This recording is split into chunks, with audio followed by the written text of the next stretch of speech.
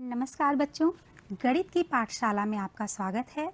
मैं दीपशिखा मैम एक बार फिर आपको आप ही की पाठ्य पुस्तक गिनतारा कक्षा 5 के पाठ 2 जोड़ घटाना को लेकर प्रस्तुत हुई हूँ।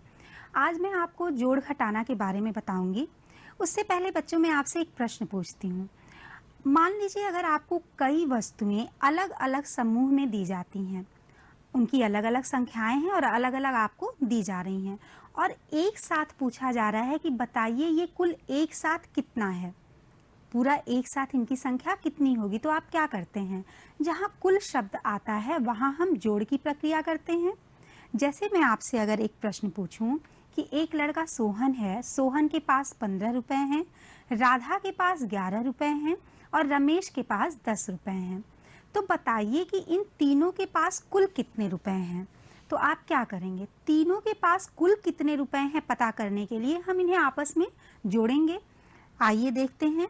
सोहन के पास 15 रुपए, राधा के पास देखिए कितने रुपए हैं, 11 रुपए, और रमेश के पास कितने रुपए हैं, 10 रुपए। अब तीनों के पास कुल कितने रुपए हैं यह पता करने के लिए आइए इसको हम जोड़ के देखते हैं। ये देखिए 15, 11, 10 तीनों को आपस में जोड़ा। इसको कैसे जोड़ा, यहाँ पे आया है उत्तर 36, मतलब तीनों के पास कुल 36 रुपए हैं। लेकिन इसको आपने कैसे जोड़ा, पहले इकाई को इकाई के साथ जोड़ा, 5 और 1 को जोड़ा, 6 आया। 6 में जब हमने शून्य को जोड़ा तो शून्य जोड़ने पे योगफल में कोई अंतर नहीं आता, तो ये कितना आ गया, 6। उसके बाद हमने दहाई को दहाई में जोड़ा तो 1, 1 और 1 मिलके हो गया 3, मतलब तीनों के पास कुल 36 रुपए हैं। बच्चों आप बिना हासिल का जोड़ करना तो जानते हैं, कक्षा 4 में भी हमने किया है। आइए एक बार इसको दोहराते हैं। यहाँ पे 2 संख्याएं दी गई हैं, इनको ध्यान से देखिए। पहली संख्या है हमारी 52,324 और दूसरी संख्या है हमारी 27,435। इन संख्याओं का योगफल पता करना है। यहाँ पर लिखा हुआ है कि 52,324 और 27,435 का योगफल ज्ञात कीजिए। जहाँ योगफल ज्ञात करना होता है वहाँ जोड़ते हैं हम। तो सबसे पहले हम क्या करते हैं, संख्याओं को उनके स्थानीय मान के स्तंभ में लिखते हैं।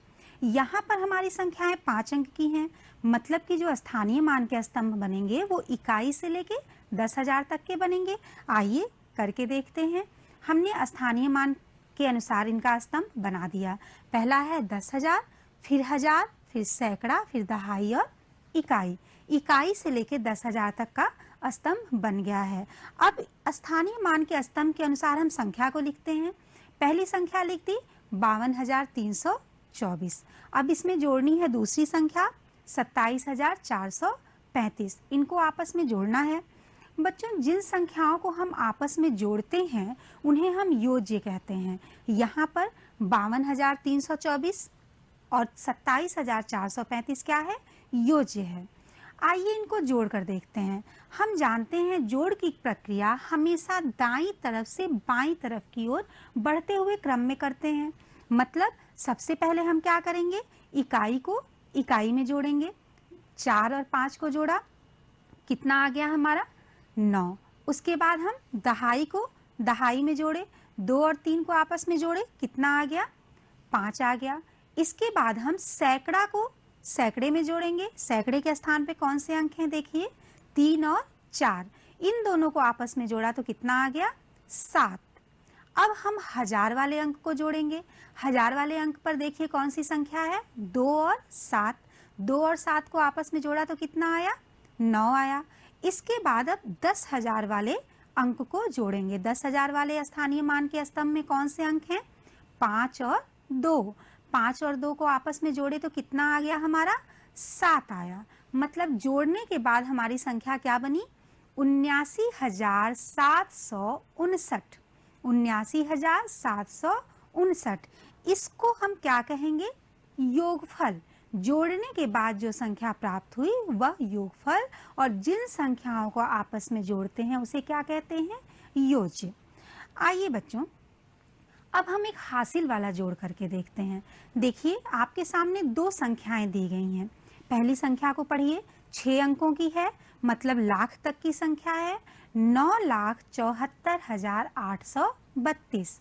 और दूसरी संख्या हमारी कौन सी है? 8,67,439। यहाँ पे प्रश्न है कि 9,74,832 और 8,67,439 का योगफल ज्ञात कीजिए। तो योगफल ज्ञात करने के लिए हम जोड़ करते हैं और सबसे पहले हमें क्या करना होगा? इन संख्याओं को इनके स्थानीय मान के स्तंभ के अनुसार लिखना होगा। यहाँ पर हमारी संख्याएं 6 अंकों की है। 6 अंकों का अर्थ हुआ कि स्थानीय मान इकाई से लेके लाख तक का बनेगा। आइए पहले हम स्थानीय मान का स्तंभ बनाते हैं। 10 लाख तक का हो गया। 10 लाख, लाख, 10,000, हजार, सैकड़ा, दहाई, इकाई। हमारी संख्याएं 6 अंक की हैं, मतलब लाख तक के स्तंभ में हम लिखेंगे।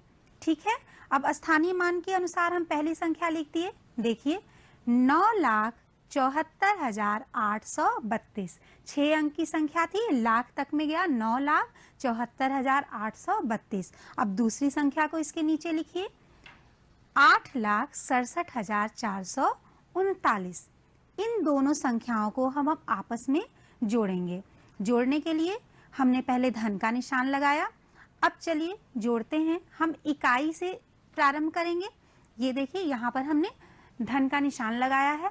अब इकाई से जोड़ना शुरू करेंगे। इकाई के स्थान पे हमारा कौन सा अंक है? 2 और 9। 2 और 9 को जब हमने आपस में जोड़ा तो कितना हुआ? 11। इस 11 में एक इकाई और एक दहाई है, तो एक दहाई वाला अंक कहाँ जाएगा? दहाई वाले स्तंभ में सबसे ऊपर। यहाँ पे एक इकाई का देखिए आ गया दहाई वाले स्तंभ में सबसे ऊपर।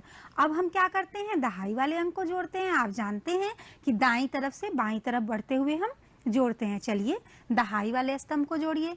दहाई वाले स्तंभ में हमारी कौन सी संख्या है? 3 और 3। 3 3 6 हुआ और एक जो यहाँ से हमने यहाँ पर लिखा हुआ है एक, इसको भी इसमें जोड़ लिया तो कितना हो गया? ये हुआ हमारा 7। ठीक है, अब हम जोड़ेंगे सैकड़े वाले अंक को। सैकड़े वाले अंक में कौन सी संख्या है? 8 और 4। 8 और 4 को आपस में जोड़ा तो कितना आया? 12। 12 में हमारा 2 सैकड़े के स्थान पे और एक हजार के स्थान पे है, तो एक को हम कहाँ ले जाएंगे? हासिल के रूप में हजार के स्तंभ के ऊपर लिखेंगे। देखिए यहाँ से एक हमने लिख दिया हजार के स्तंभ में ऊपर। अब हजार वाले स्तंभ के अंकों को जोड़िए। तो हजार वाले स्तंभ में 4 और 7 है और इसमें जो हमारा हासिल गया है एक, उसको जोड़ लिया तो हमारी संख्या कितनी हो गई? 4 7 11, 11 और 1 12। अब देखिए 12 में 2 तो हमारा हजार के स्थान पे है, लेकिन एक जो है वो 10,000 के स्थान पे है। एक 10,000 और 2 हजार, तो एक कहाँ जाएगा? 10,000 वाले स्तंभ में सबसे ऊपर जाएगा। देखिए ये 10,000 के स्तंभ में ऊपर गया। अब 10,000 वाले स्तंभ के अंकों को जोड़िए। कौन से अंक हैं? 7 और 6। 7 और 6 आपस में कितने हुए? 13 और एक हमारा हासिल गया था हजार के स्तंभ से वहां पर, तो वो कितना हो गया? 14। अब 14 में 4 तो यहाँ पर है 10,000 के स्तंभ में, लेकिन एक हमारा कहाँ है? वो लाख के स्तंभ में है, तो उसको हमने हासिल के रूप में लाख के स्तंभ में सबसे ऊपर लिखा। अब चलिए लाख के स्तंभ को जोड़ते हैं। लाख के स्तंभ में कौन से अंक हैं? 9 और 8। 9 और 8 आपस में कितने हुए? 17 और 17 में हमने जो एक हासिल लिया था वो जोड़ा तो कितना हो गया? 18। अब ये संख्या एक जो बची 18 में, वो अब एक और स्थानीय मान का स्तंभ बना 10 लाख का, उसमें गई वो एक। उस एक को अब हम कहाँ लिखेंगे? 10 लाख के स्थानीय मान के स्तंभ के नीचे। तो हमारी नई संख्या कौन सी बनी? 18,42,271। इसको क्या लिखेंगे? 18,42,271। आइए बच्चों एक और प्रश्न करके देखते हैं। यह प्रश्न हमारा जोड़ पर आधारित वार्तिक प्रश्न है। आइए समझते हैं वार्तिक प्रश्न क्या होता है। सबसे पहले आप इस प्रश्न को ध्यान से पढ़िए। क्या लिखा हुआ है? एक जनपद में पुरुषों की संख्या 21,79,631 है। ध्यान से एक बार और देख लीजिए। एक जनपद में पुरुषों की संख्या 79,631 है। महिलाओं की संख्या 18,45,678 है और बच्चों की संख्या 4,65,690 है। तो बताइए जनपद की कुल आबादी कितनी है। अब इस प्रश्न को ध्यान से देखिए।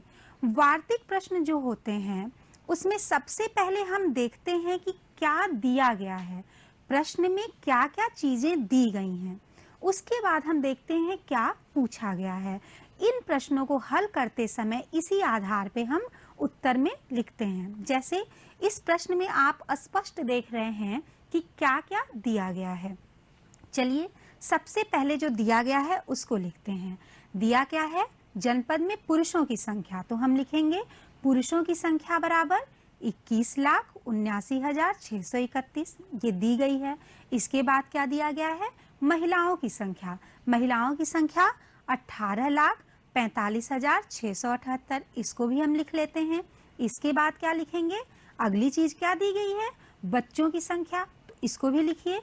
बच्चों की संख्या बराबर 4,65,690। इसके बाद हम वार्तिक प्रश्न में देखते हैं कि क्या पूछा गया है। अब देखिए बच्चों, प्रश्न में क्या पूछा गया है, बताइए जनपद की कुल आबादी कितनी है।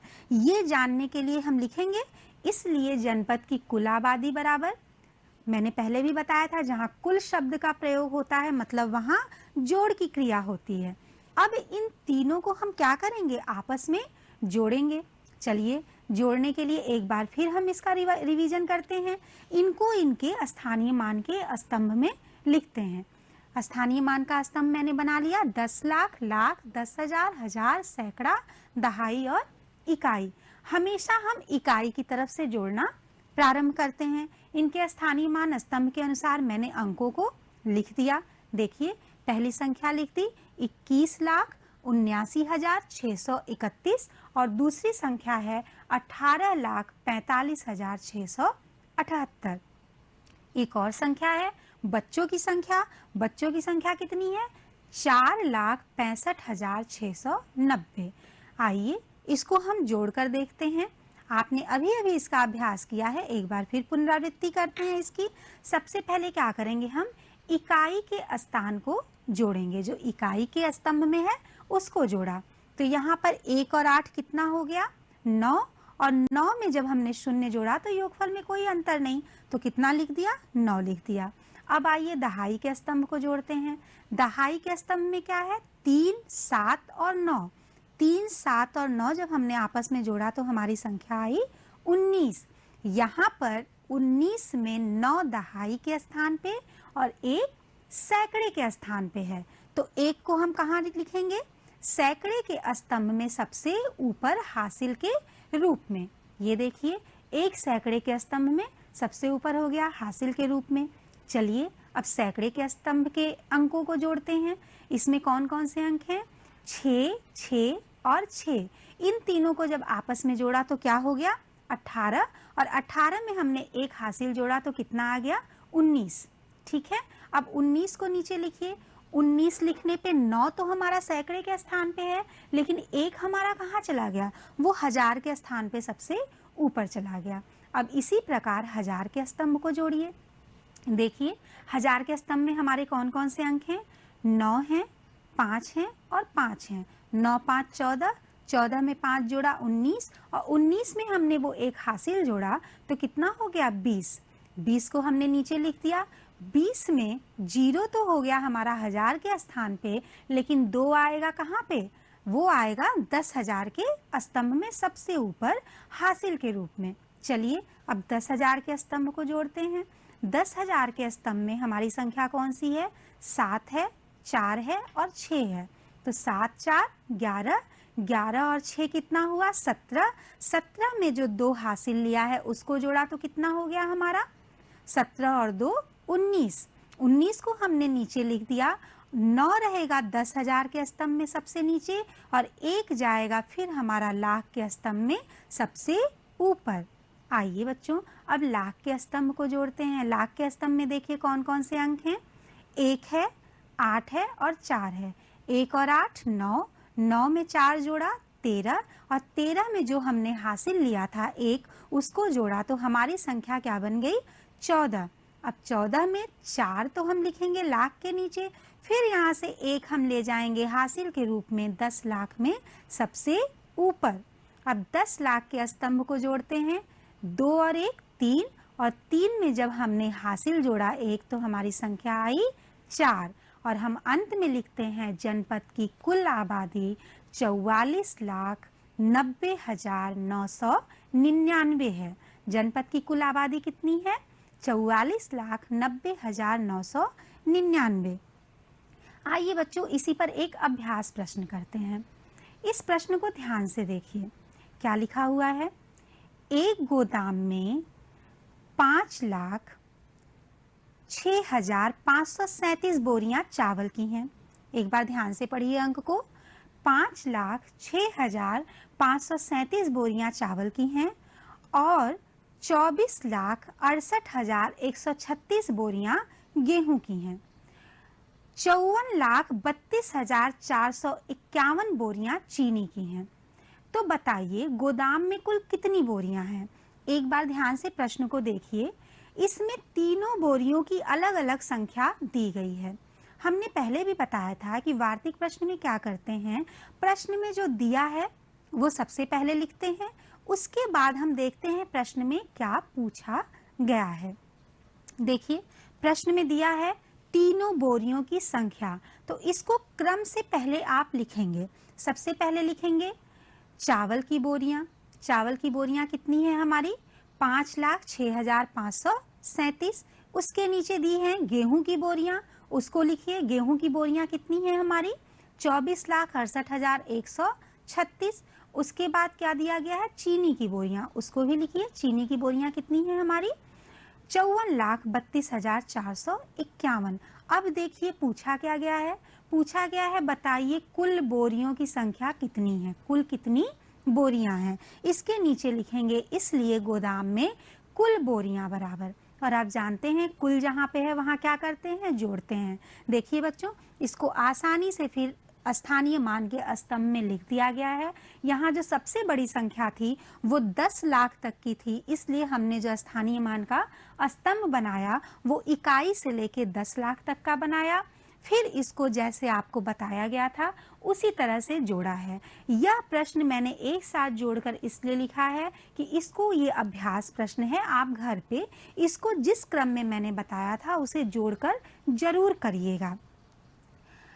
यहाँ पर अंत में लिखेंगे गोदाम में कुल 84,07,124 बोरियां हैं। जो उत्तर आएगा उसे हम अंत में लिखते हैं। बच्चों जोड़ की कुछ प्रॉपर्टीज होती हैं, जोड़ के अपने गुणधर्म होते हैं। आइए देखते हैं वो क्या है। संख्याओं का क्रम बदलने पर, क्रम बदलकर जोड़ने पर, जैसे अगर हम संख्याओं का क्रम बदल दिए और उसको जोड़ रहे हैं तो उनका योगफल नहीं बदलता है। उदाहरण के साथ मैं आपको समझाती हूँ।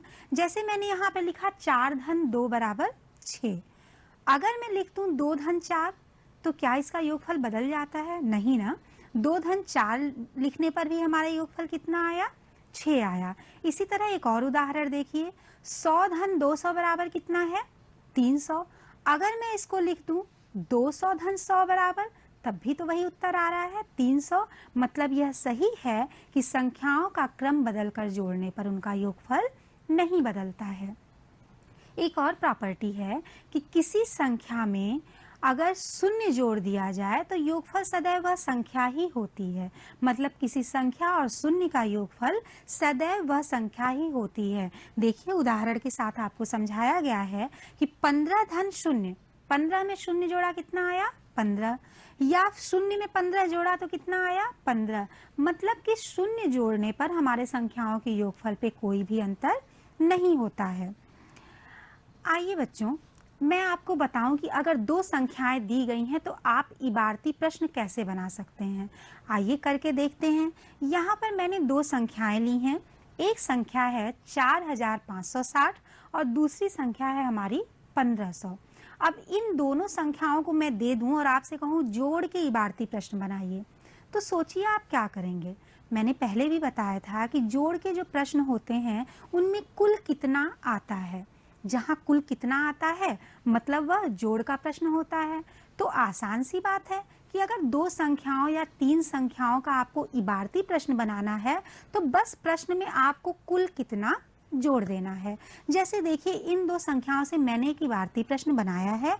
आप इसको देखिए, आप इस तरह बना सकते हैं जोड़ का प्रश्न। यह प्रश्न है कि रमेश ने अगस्त माह में बैंक में 4,500 रुपए जमा 560 रुपए जमा किए तथा सितंबर में 1,500 रुपए जमा किए। एक बार फिर ध्यान से देखिए, जो दोनों संख्याएं मैंने दी थी वही इस प्रश्न में मैंने लिखा है कि रमेश ने अगस्त माह में बैंक में 4,560 रुपए जमा किए तथा सितंबर माह में 1,500 रुपए जमा किए। तो उसने कुल कितने रुपए जमा किए? बन गया ना, कुल कितना मैंने जोड़ दिया, दोनों संख्याएं भी आ गई और आपके जोड़ का इबारती प्रश्न भी बन गया। इसी प्रकार एक उदाहरण और देखिए, जैसे मैंने दो संख्याएं ली हैं, एक संख्या है 15,375 और 56,789। इन दोनों संख्याओं का भी आपको जोड़ का इबारती प्रश्न बनाना है। क्या आपके दिमाग में कोई ऐसा प्रश्न आ रहा है? आइए मैं आपकी सहायता करती हूँ। एक प्रश्न मैंने बनाया है, आप इसको देखिए। आप चाहें तो खुद से भी कोई प्रश्न बना सकते हैं। इन संख्याओं से मैंने जो प्रश्न बनाया है वो ये है, जहीर ने घर बनवाने के लिए 15,375 रुपए की सरिया तथा 56,789 रुपए की सीमेंट खरीदी। देखिए दोनों अंकों को मैंने प्रश्न में लिखा। जहीर ने घर बनवाने के लिए 15,375 रुपए की सरिया और 56,789 रुपए की सीमेंट खरीदी। जहीर ने कुल कितने रुपए खर्च किए? यहाँ कुल कितने मैंने जोड़ दिया तो ये प्रश्न क्या बन गया? जोड़ का प्रश्न बन गया। ऐसे आप घर पे प्रयास करिएगा, कोई दो या तीन संख्या लीजिएगा और खुद से इबारती प्रश्न जरूर बनाइएगा। वह प्रश्न आपका हो सकता है, वो कुछ भी हो सकता है। आइए बच्चों, मैं आपको एक कहानी सुनाती हूँ। इस कहानी को आप ध्यान से सुनिएगा। इस कहानी में ही आपका प्रश्न छुपा है। तो इस कहानी को सुनते समय आप ध्यान से देखिएगा कि कौन कौन से अंक दिए गए हैं। यह कहानी है, आप ध्यान से इसको पढ़िए। एक बार की बात है, एक जंगल में तीन छोटे छोटे हिरण रहते थे। तीनों हिरणों ने खेलने का सोचा और छलांग लगाना शुरू कर दिया। हिरण तो छलांग लगाते ही हैं। पहले हिरण ने 5 मीटर, दूसरे हिरण ने 8 मीटर और तीसरे हिरण ने 7 मीटर ऊंची छलांग लगाई। ठीक है, एक बार फिर प्रश्न को ध्यान से देखिए कि एक जंगल में तीन छोटे छोटे हिरण रहते थे और तीनों हिरण खेलना शुरू कर दिए। पहले हिरण ने 5 मीटर, दूसरे हिरण ने 8 मीटर और तीसरे हिरण ने 7 मीटर लंबी छलांग लगाई। अब बताइए तीनों ने कुल मिलाकर कितनी लंबी छलांग लगाई? तो यह प्रश्न में क्या छुपा है? तीनों ने कुल मिलाकर कितनी लंबी छलांग लगाई, यह पता करने के लिए आप क्या करेंगे? तीनों ने जितनी छलांग लगाई है उनकी दूरी को आप जोड़ेंगे। जैसे देखिए मैंने किया है, इसको मैंने क्या किया, वार्तिक प्रश्न था तो पहले जो दिया है उसको लिखा। पहले हिरण की छलांग 5 मीटर, दूसरे हिरण की छलांग 8 मीटर और तीसरे हिरण की छलांग 7 मीटर।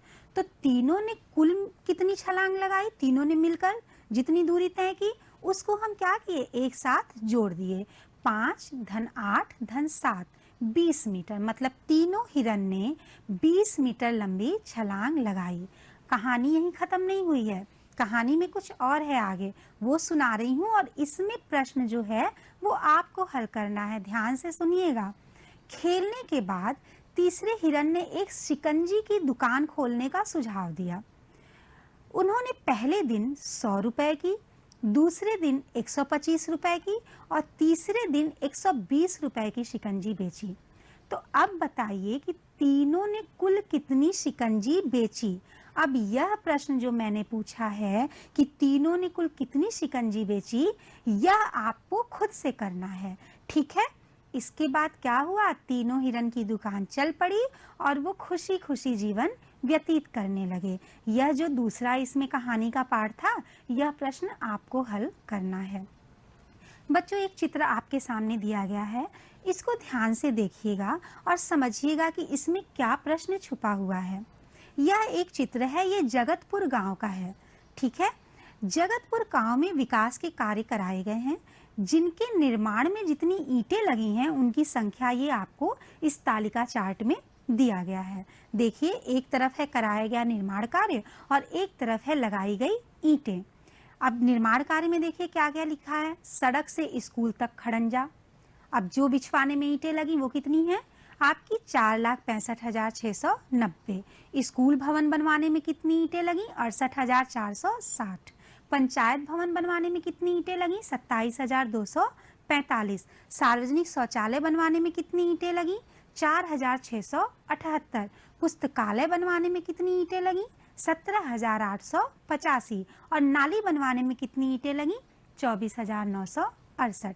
अब तालिका देखकर आप बताइए कि गांव के विकास कार्य में कुल कितनी ईंटें लगी। आप समझ गए होंगे कि क्या करना है, कुल कितनी ईंटें लगी मतलब इन्हें जोड़ना है। खड़ंजा और नाली बनवाने में कितनी ईंटें लगी, आप तालिका देखिएगा कि खड़ंजा बनवाने में कितनी ईंटें लगी हैं और नाली बनवाने में कितनी ईंटें लगी हैं, उन्हें आपस में जोड़ेंगे। यह बच्चों आपको करना है, यह उत्तर सब जोड़ की क्रिया से होगा। आइए बच्चों देखते हैं हमने क्या क्या सीखा। वार्तिक प्रश्नों को हल करते समय सर्वप्रथम हम देखते हैं कि क्या दिया गया है। इसके बाद हम यह देखते हैं कि क्या क्या ज्ञात करना है। दी गई संख्याओं से आप जोड़ के इबारती प्रश्न बना सकते हैं, बस प्रश्न में कुल कितना लिखना होता है। संख्याओं का क्रम बदलकर जोड़ने पर उनका योगफल नहीं बदलता है। किसी संख्याओं और शून्य का योगफल सदैव वह संख्या ही होती है। कहानी और घटना को सुनकर आप जोड़ के वार्तिक प्रश्न बना भी सकते हैं और हल भी कर सकते हैं। बच्चों, अब मैं आपको आपका होमवर्क दे रही हूँ, आपका गृह कार्य। आपकी कार्य पुस्तिका के पृष्ठ संख्या 22 और 23 के सभी प्रश्न आपको हल करने हैं। जैसे मैंने बताया है वैसे ही एक मैं आपको प्रोजेक्ट वर्क भी दे रही हूँ, परियोजना कार्य। आप अपने रसोई में जाइएगा और रसोई घर में जो सामान रखे होते हैं ना, उनके पैकेट को देखिएगा। जैसे मसाले के पैकेट हो गए, चाय पत्ती के पैकेट हो गए, कुछ ऐसे पैकेट अगर होंगे तो उन्हें देखिएगा। उस पे जो मूल्य लिखा होता है उसको अपनी कॉपी पर लिखिएगा। हो सके तो उस पैकेट की कटिंग भी आप उस कॉपी पे चिपकाइएगा और फिर जोड़कर बताइएगा कि कुल मूल्य इन सामानों का कितना है। बच्चों, मुझे पूरा विश्वास है कि आपको ये पाठ बहुत अच्छे से समझ में आया है। आप खूब पढ़िए घर पे। जो न समझ में आए अपने बड़े भाई बहन या पड़ोस के लोगों से पूछ लीजिए, जो भी आपकी सहायता कर सकते हैं। तब तक के लिए बहुत बहुत धन्यवाद। अगली शिक्षण योजना में मैं फिर आपके साथ हूँ। तब तक के लिए खूब पढ़िए, खूब पढ़िए। बहुत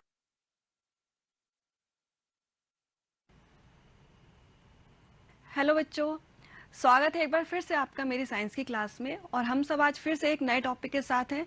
तो आज का हमारा चैप्टर है 3 और हमारे चैप्टर का नाम है पदार्थ की संरचना एवं प्रकृति। जैसा कि आप सब पदार्थ की संरचना के बारे में पहले ही पढ़ चुके हैं, तो आज हम सब पढ़ने वाले हैं पदार्थ की प्रकृति। अब पदार्थ की प्रकृति की अगर हम बात करें तो पदार्थ अम्लीय हो सकता है, क्षारीय हो सकता है, लवणीय हो सकता है। तो ये हम कैसे पता लगाएंगे, ये सब कुछ आप जान पाएंगे आज के इस क्लास में। और उसके साथ ही हम क्लास के बीच में करने वाले हैं एक बहुत सारे एक्सपेरिमेंट। तो मैं आपको लेके चलूंगी अपनी एक छोटी सी प्रयोगशाला में, और साथ ही होगा पाठ के अंत में एक मैसेज ऑफ द डे। तो ये सब कुछ है आज की क्लास में। तो ये सब कुछ जानने के लिए जुड़े रहिए हमारे साथ। तो चलिए स्टार्ट करते हैं फिर। तो सबसे पहले मैं बात करूंगी टेस्ट यानी कि स्वाद की। हम सबका अपना एक टेस्ट होता है। जैसे मुझे मीठा खाना पसंद है, आप सबको किसी को खट्टा खाना पसंद होता है, किसी को कड़वा खाना पसंद होता है।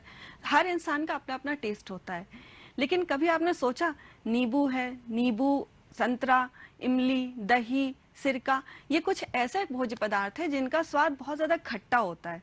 तो कभी आपने सोचा ये खट्टापन क्यों है, ये खट्टापन कहाँ से आता है? तो आज हम बात करने वाले हैं इसी पर कि पदार्थ खट्टे क्यों होते हैं। तो जैसा कि आप ये देख सकते हैं कि कुछ पदार्थ, जैसे मैंने बात की नींबू का रस, संतरे का रस, सिरका, दही, इमली, कच्चा आम, तो इन सभी में एक विशेष पदार्थ पाया जाता है, एक विशेष यौगिक पाया जाता है जिसे हम कहते हैं अम्ल। अम्ल को हम इंग्लिश में बोलते हैं एसिड। एसिड शब्द बना है लैटिन भाषा के एसियर शब्द से, जैसा कि आप देख सकते हैं, और जिसका अर्थ होता है खट्टा। तो वे पदार्थ जो स्वाद में खट्टे होते हैं, कैसे होते हैं? स्वाद में खट्टे होते हैं, अम्ल कहलाते हैं। तो आपने अम्ल को समझा। अब अम्ल के देखिए दो भाग होते हैं, इसको दो भागों में बांटा गया, लेकिन पहले भागा गया प्रकृति के आधार पर, उसके बाद इसको बांटा गया सांद्रता के आधार पर। देखिए प्रकृति के आधार पर ये कितने तरह के होते हैं, प्राकृतिक और खनिज। प्राकृतिक अम्ल को हम कार्बनिक अम्ल या दुर्बल अम्ल भी कहते हैं, इसी तरह खनिज अम्ल को हम प्रबल अम्ल कहते हैं। तो बात करेंगे पहले हम प्राकृतिक यानी कि कार्बनिक अम्ल की। तो ऐसे अम्ल जो कि भोज पदार्थों में पाए जाते हैं उनको हम प्राकृतिक या कार्बनिक अम्ल कहते हैं, लेकिन इनकी प्रकृति बहुत ही क्षीण होती है, इसी कारण ये दुर्बल अम्ल भी कहलाते हैं। क्योंकि इनकी प्रकृति काफी क्षीण होती है तो इसीलिए इनको हम भोज्य पदार्थों में उपयोग करते हैं। हमारे खानों के जैसे भी आपने देखा भोज्य पदार्थों में नींबू है, सिरका है, दही, इमली, तो जो हमारे खाने योग्य पदार्थ होते हैं उनमें ये अम्ल नेचुरली यानी प्राकृतिक रूप से पाए जाते हैं। अब बात आती है प्रबल अम्ल की।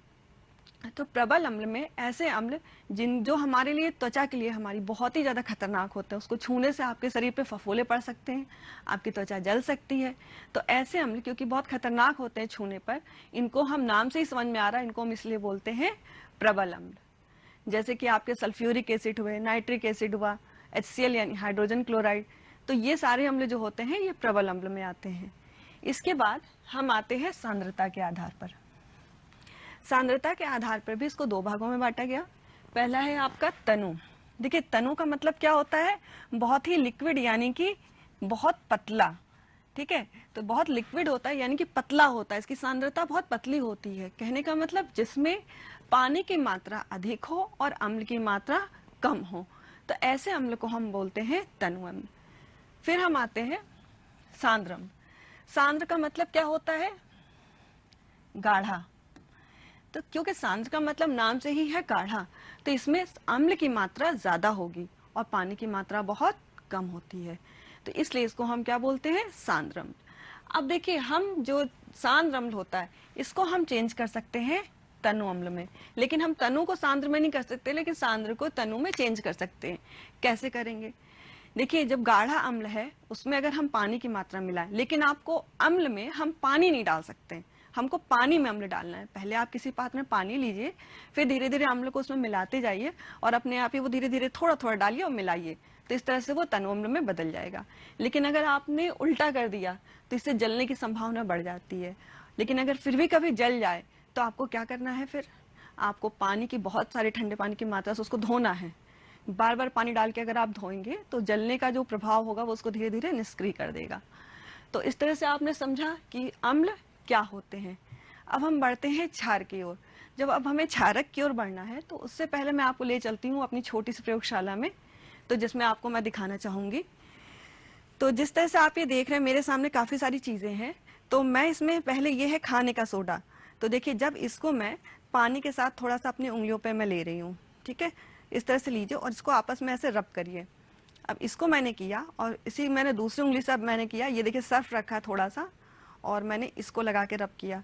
तो आप देख रहे हैं ये दोनों ही जो हैं, जब मैंने एक बार एक उंगली पे मैंने किया सर्फ और एक उंगली पे मैंने किया खाने का सोडा, तो क्योंकि दोनों में ही एक ही जैसा आ रहा है, दोनों ही चिपचिपे से साबुन जैसे फील हो रहे हैं, तो इसका अर्थ है कि ऐसे पदार्थ जो कि छूने पर कैसा हमको फील होता है, साबुन की तरह चिकने लगते हैं, स्पर्श करने पे चिकने लगते हैं, वे क्षारक या भस्म कहलाते हैं।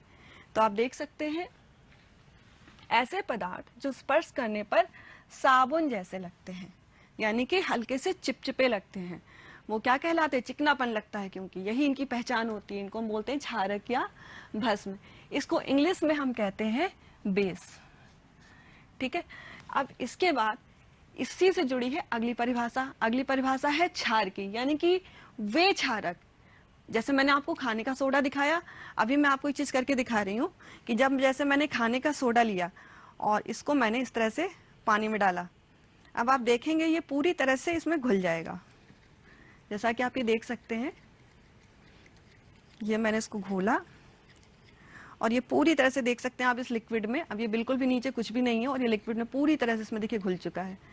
तो यानी कि ऐसे क्षारक पदार्थ, ठीक है, जो पानी में घुल सकते हैं, यानी घुलनशील जो क्षारक हैं, उन्हीं को हम कहते हैं क्षार।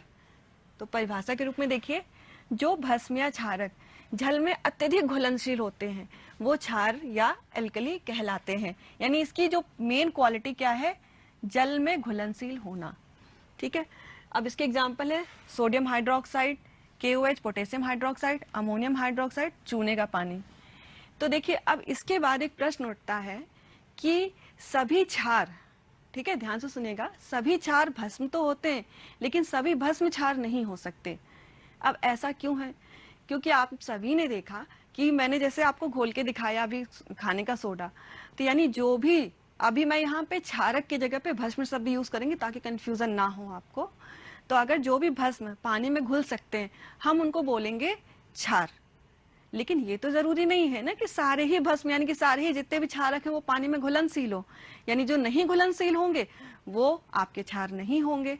तो इसका मतलब क्या हुआ कि जितने भी आपके क्षार हैं वो पानी में घुलनशील तो अवश्य हैं।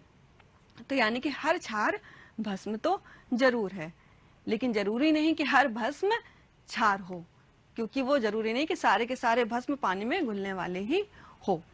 चलिए अब इसके बाद हम आते हैं पहचान की ओर। कैसे हम पहचानेंगे कि क्या चीज अम्ल है और क्या चीज क्षार है? तो देखिए घरों में क्या होता है कि वो भोज्य पदार्थ होते हैं, खाने वाली चीजें होती हैं, उनको हम दो आधार पे पहचान सकते हैं, खाकर या छूकर। खाने में ये पदार्थ अम्ल खट्टे होते हैं, जैसे नींबू हुआ, सिरका हुआ, दही हुआ। लेकिन जो आपके खाने का सोडा हुआ, इसको अगर आप खाएंगे तो ये कड़वा और कसैला लगेगा।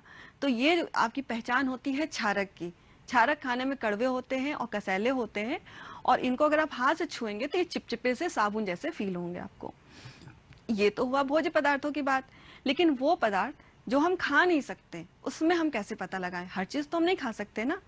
तो उसके लिए कुछ हमारे पास ऐसे पदार्थ होते हैं जिनकी सहायता से हम पता लगा सकते हैं कि वो अम्ल है या क्षार। तो देखिए अम्ल क्षारक पदार्थों की पहचान करने के लिए हम विशेष प्रकार के पदार्थों का उपयोग कर सकते हैं जो क्या कहलाते हैं? सूचक।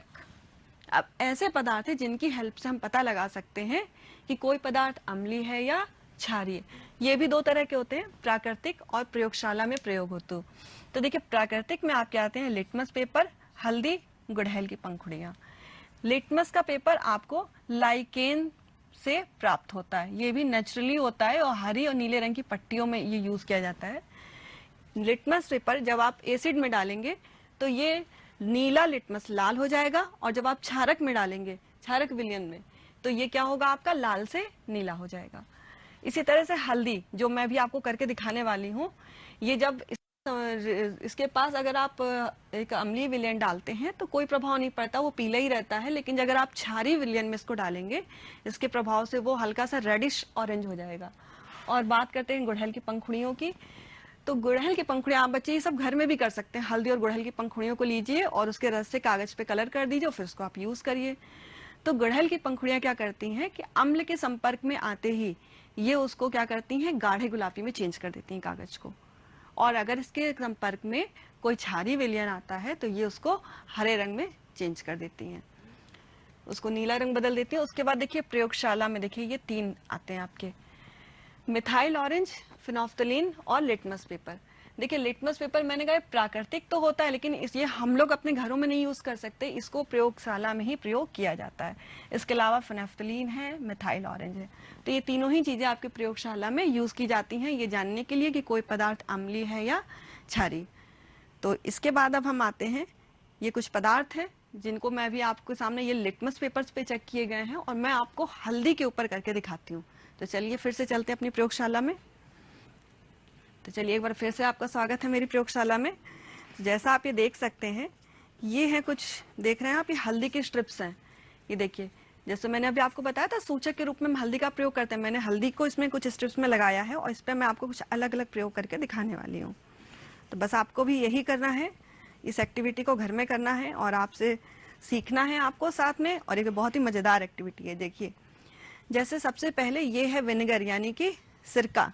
अब आपको दिख रहा होगा, मैंने इस पट्टी पे इसको लगाया तो देखिए इसका कलर कैसा आ रहा है? पीला, कोई भी चेंज नहीं हुआ। इसका मतलब क्या है? ये एसिड। इसके बाद ये है नींबू का रस। देखिए इसको मैंने लगाया तो देखिए ये भी पट्टी कैसी है आपकी? पीली, यानी येलो है, यानी ये भी एसिड है।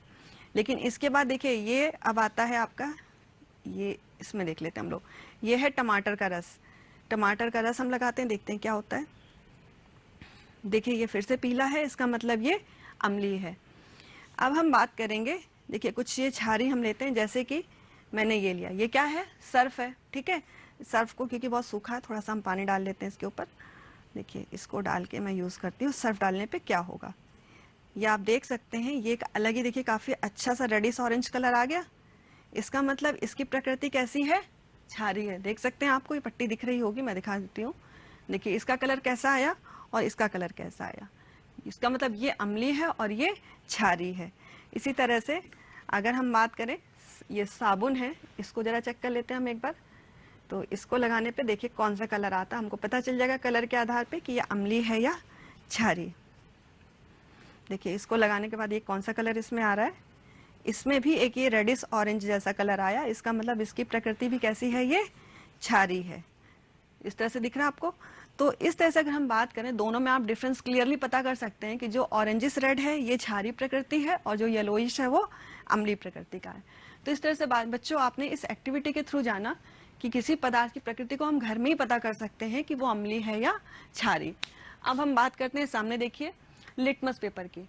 अगर लिटमस पेपर पे हम इन पदार्थों को चेक करें, क्योंकि लिटमस पेपर में क्या होता है कि जो आपका अम्ल होता है, ठीक है, लाल लिटमस पेपर आप क्षार में डालोगे तो वो लाल लिटमस नीला हो जाएगा, और अगर अम्ल में आप नीला लिटमस डालेंगे तो उसका कलर कैसा हो जाएगा, लाल हो जाएगा। तो देखिए टमाटर का रस है, क्योंकि ये अम्लीय होता है तो इसमें आपका नीला लिटमस लाल हो जाएगा। इस तरह से संतरा या नींबू का रस आप लेंगे तो इसमें भी नीला लिटमस लाल हो जाएगा, इसका मतलब इसकी प्रकृति है अम्लीय। खाने का सोडा हम लेंगे तो इसमें लाल लिटमस पेपर नीला हो जाता है, मतलब इसकी प्रकृति क्षारी है। इस तरह से सिरका लेंगे तो इसमें नीला लिटमस लाल हो जाएगा, यानी कि ये अम्लीय है। लेकिन नमक का विलयन, देखिए नमक का विलयन एक ऐसा होता है कि इसको अगर हम लेंगे तो इसमें ना तो लिटमस पेपर लाल ही कोई रिएक्ट करेगा, ना ही नीला, मतलब इसकी प्रकृति ना तो अम्लीय है और ना ही क्षारी है, ये है उदासीन। अभी हम लोग आगे इसी के बारे में बात करने वाले हैं। फिर है शैम्पू, तो इसमें भी लाल लिटमस नीला हो जाता है, मतलब ये है क्षारी। तो अब हम बात करते हैं, जैसे मैंने बोला उदासीन एक वर्ड बोला मैंने, तो अगर सोचिए कि हम अम्ल और क्षार को दोनों को आपस में मिक्स कर दें तो क्या होगा। तो दोनों को अगर हम मिला देते हैं, अम्ल और क्षार को, तो इसके लिए हम क्या करें कि हम दो परख नलियाँ लें, ठीक है। एक ये परख नली ली मैंने और इसमें मैंने लिया HCl, ठीक है, यानी कि हाइड्रोजन क्लोराइड, और इसके साथ मैंने एक दूसरी मैंने ये ले ली परख नली जिसमें मैंने लिया सोडियम हाइड्रोक्साइड यानी NaOH। लेकिन दोनों की सांद्रता एक जैसी होनी चाहिए, दोनों ही लिक्विड जो है एक सांद्रता के होने चाहिए। और इन दोनों विलयन में हम पहले क्या करेंगे, इसमें लिटमस पेपर से हम चेक करेंगे, क्योंकि ये क्षारीय है तो इसमें क्या होगा, आपका लाल लिटमस नीला हो जाएगा। फिर इसमें हमने डाला लिटमस पेपर नीला तो वो लाल हो जाएगा। लेकिन जब दोनों को हमने एक ही में मिला दिया, ठीक है, ये क्या है, आपको दोनों को आपने मिक्स कर दिया और फिर दोनों लिटमस को डाल के हमने अलग अलग चेक किया, तो कोई भी प्रभाव नहीं पड़ता, ना तो नीला लिटमस लाल होगा ना ही लाल लिटमस नीला होगा। यानी कि इस प्रक्रिया में दोनों ने एक दूसरे को प्रभाव को पूरी तरह से निष्क्रिय कर दिया। यानी यही प्रक्रिया कहलाती है हमारी उदासीनीकरण, जहां पर अम्लीय विलयन और क्षारीय विलयन एक दूसरे के प्रभाव को पूरी तरह से निष्क्रिय कर देते हैं। ये प्रक्रिया कहलाती है उदासीनीकरण। और इस प्रक्रिया में निकल, जैसा आप देख सकते हैं सामने, ये वही जो मैंने आपको करके दिखाया वही उसको रिएक्शन फॉर्म में दिखाया गया है कि HCl यानी हाइड्रोक्लोरिक अम्ल और NaOH यानी सोडियम हाइड्रोक्साइड, इन दोनों को जब हम मिक्स करते हैं तो सोडियम क्लोराइड यानी जो आप नमक खाते हैं इसको सॉल्ट बोलते हैं, वही ये लवण है आपका, ये बन जाता है, प्लस जल बनता है और प्लस ऊष्मा, यानी उदासीनीकरण अभिक्रिया में निर्मित नए पदार्थ को लवण कहते हैं। आपने देखा ये क्या पदार्थ बन के आया आपका, लवण। और इस प्रक्रिया में देखिए जो ऊष्मा निकल रही है इसको हम बोलते हैं उदासीनीकरण ऊष्मा। तो जब हम ये पूरी प्रक्रिया करते हैं तो जो मिक्सचर होता है उस परख नली का, उसका तापमान भी थोड़ा सा इंक्रीज हो जाता है। क्यों? इस उदासीनीकरण ऊष्मा के कारण, क्योंकि इस पूरी प्रक्रिया में ऊष्मा निकल रही है, इसकी वजह से परख नली का तापमान बढ़ जाता है। तो अब हम इसके बाद आते हैं उदासीनीकरण की प्रक्रिया के बाद इनके क्या उपयोगिता है। तो देखिए अम्ल, क्षार या लवण तीनों का ही हमारे दैनिक जीवन में क्या उपयोग है, वो उसके अलावा औद्योगिक क्या उपयोग है वो भी हम देख लेते हैं। तो चलिए सबसे पहले हम बात करते हैं सल्फ्यूरिक अम्ल की। तो देखिए सल्फ्यूरिक अम्ल को जिसे कि हम कहते हैं गंधक का अम्ल, ठीक है। सल्फ्यूरिक अम्ल को हम क्या कहते हैं? गंधक का अम्ल। तो गंधक का अम्ल जो होता है इसका हम घरेलू उपयोग तो कुछ भी नहीं होता है, लेकिन औद्योगिक उपयोग इसका क्या होता है? उर्वरक बनाने में, बैटरी बनाने में, रंग, कागज, कपड़े उद्योग में। इसके अलावा नाइट्रिक अम्ल जिसको हम क्या कहते हैं? शोरे का अम्ल। इसका घरेलू कोई उपयोग नहीं है, औद्योगिक स्तर पर पटाखे, सोना चांदी इसको शुद्ध करने में और अम्ल राज बनाने में भी किया जाता है। फिर है हाइड्रोक्लोरिक अम्ल जिसे हम कहते हैं नमक का अम्ल। इसको अब तो कोई नहीं यूज करता, पहले ये सब बहुत होता था, टॉयलेट की सफाई में यूज किया जाता था। जो मार्केट में बोलते हैं ना, जो सीधा अगर आप जाओ एसिड लेने तो आपको मार्केट में यही अम्ल देते हैं, जो सबसे सिंपल बोल सकते हैं सबसे दुर्बल क्वालिटी का होता है। इसके बाद इसको हम क्लोरीन और नमक के शोधन में भी यूज करते हैं। इसके बाद हम आते हैं एसिटिक अम्ल, जो आप सभी को पता होगा, इसको हम सिरका बोलते हैं। इसका उपयोग होता है घरों में अचार बनाने में, दवा बनाने में। इसके अलावा फोटो फिल्म और सफेदा बनाने में इसका उपयोग किया जाता है। इसके बाद सोडियम हाइड्रोक्साइड है, इसको हम कास्टिक सोडा कहते हैं। आप सभी को पता होगा सोडा भी कई तरह का होता है। तो जैसे इसका उपयोग होता है घरेलू कामों में, बर्तनों की सफाई में। औद्योगिक स्तर पे साबुन निर्माण में इसका उपयोग किया जाता है। इसके बाद हम बताएंगे कैल्शियम ऑक्साइड। कैल्शियम ऑक्साइड आपने देखा भी होगा, बड़े बड़े चूना पत्थर, इसका उपयोग होता है घरों में पुताई करने में, जो अब बहुत कम हो गया है। इसका उपयोग होता है अमोनिया निर्माण और आयरन के निष्कर्षण में। इसके बाद सोडियम क्लोराइड, जो मैंने आपको बताया था, उदासीनी प्रक्रिया, जो प्रक्रिया थी हमारी उदासीनीकरण की, उसमें जो बनने वाला आपका लवण था उसको बोलते कॉमन सॉल्ट, यानी NaCl, जो मैंने आपको भी थोड़ी देर पहले बताया था। सोडियम क्लोराइड, इसको हम नमक बोलते हैं, इससे ORS का घोल भी बनाया जाता है। और इसके अलावा औद्योगिक उपयोग में साबुन उपयोग क्लोरीन के निर्माण में। फिर आता है सोडियम कार्बोनेट। जैसे आपको मैंने बोला ना सोडा, ये धावन सोडा, नीचे वाला देखिए सोडियम बाइकार्बोनेट है, खाने का सोडा। तो धावन सोडा है, इसका उपयोग होता है कपड़ों की धुलाई में, कांच का निर्माण, जल कठोरता को दूर करने में। फिर आता है खाने का सोडा। खाने का सोडा जिसे हम बेकिंग पाउडर के नाम से भी जानते हैं, और इसका उपयोग बेकरी में होता है सबसे ज्यादा। इसकी सहायता से केक है, बिस्किट है, आजकल तो मैक्सिमम जितना भी बेकिंग का जो आइटम होता है सब में ये डाला जाता है। इसके अलावा सोडियम कार्बोनेट तथा पाचक पदार्थों के निर्माण में, जैसे आप इनो वगैरह जो मिलता है मार्केट में, उस सब में यही पड़ा होता है, जिससे कि आपके अगर आपको एसिडिटी की प्रॉब्लम होती है तो उससे आपको निजात मिल सके। तो इस तरह से बच्चों आपने देखा कि ये है घरेलू उपयोग और ये है औद्योगिक उपयोग। इसके बाद जैसे मैंने आपको बताया आज कि सूचक क्या होते हैं और क्या इसके उपयोग होते हैं, सारी चीजें। देखिए सूचक में अगर हम बात करें कि गुड़हल की मैंने आपको बताया, तो आपको खुद से ये सब चीजें करनी है। हल्दी है, ये आपको खुद से करना है। मैंने आपको कुछ गिने चुने पदार्थ बताए, लेकिन अब आपको क्या करना है कि खुद से करना है सारी चीजें, ठीक है। अब इसमें एक वर्ड आया था अम्लराज।